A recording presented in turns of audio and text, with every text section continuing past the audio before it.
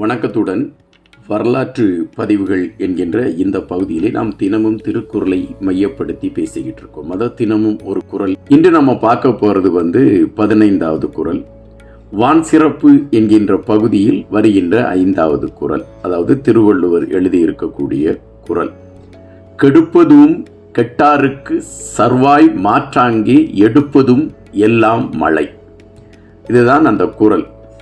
இந்த குறள்ல சொல்லியிருக்கக்கூடிய விடயம் ரொம்ப இலகுவான ஒரு கருத்தை தான் சொல்லியிருக்காரு. பெய்யாமல் இருந்து விட்டால் அந்த மழை ஒட்டுமொத்தமாக மனிதனுடைய வாழ்வியலை கெடுத்துவிடும்.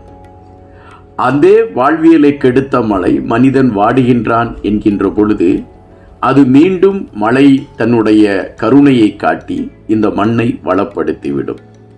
எனவே மழை எப்பொழுதுமே கோபமாக இருக்காது. அது நொந்தாருக்கு வாழ்வியலை வழங்கக்கூடிய ஒரு கருணை என்று திருவள்ளுவர் குறிப்பிட்டிருக்கார். இதுக்கு ஒரு சின்ன உதாரணத்தை உங்களுக்கு சொன்னா அது சிறப்பா இருக்கும்னு நான் நினைக்கின்றேன். இப்போ நம்ம ஒரு சின்ன தவறு செய்கிறோம். தவறு செஞ்ச உடனே நம்ம அம்மா ரொம்ப கோபமா இருப்பாங்க. கொஞ்ச நேரம் அம்மா கோபமா இருக்கச்சுமே நம்ம மனசெல்லாம் அப்படி உடஞ்சி போய் அம்மா எப்போ பேசுவாங்கன்னு ஒரு எதிர்பார்ப்பு இருக்கும். அதன் பின்பு அம்மா ஓடோடி நம்மளை அப்படியே அணைச்சி ஒரு முத்தம் கொடுப்பாங்க. அந்த முத்தம் கொடுத்த உடனே நம்ம மனசுக்குள்ள ஒரு மகிழ்ச்சி தாண்டவம் ஆடும்.